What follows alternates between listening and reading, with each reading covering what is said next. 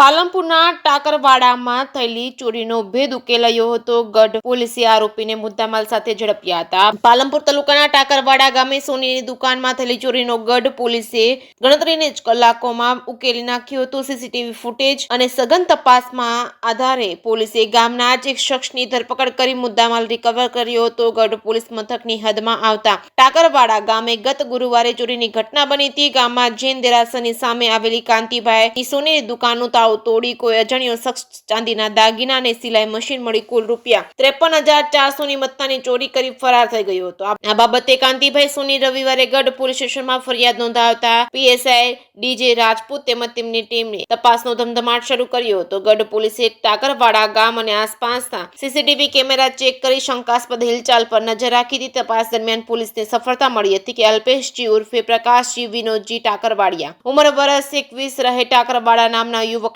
ઝડપી પાડ્યો હતો. આરોપી પાસેથી પોલીસે ₹23,200 ની કિંમતના ચાંદીના દાગીના કબજે કર્યા હતા. વધુ પૂછપરછ દરમિયાન આરોપીએ કબૂલાત કરી હતી કે તેણે ચોરી કરેલું સિલાઈ મશીન ગામની ઝાડીઓમાં સંતાડ્યું છે. પોલીસે સ્થળ પર જઈ ₹5,000 ની કિંમતનું સિલાઈ મશીન પણ રિકવર કર્યું હતું. ગઢ પોલીસે હાલ આરોપીની અટકાયત કરી તેને નામદાર કોર્ટમાં રજૂ કરવાની તજવીજ હાથ ધરી હતી. ગામના શખ્સ દ્વારા કરવામાં આવેલી આ ચોરીનો ભેદ ઉકેલતા સ્થાનિક વેપારીઓએ રાહતનો શ્વાસ લીધો છે. જે કેસની ગુજરાતી સાથે ભરત ઠક્કર ડીસા.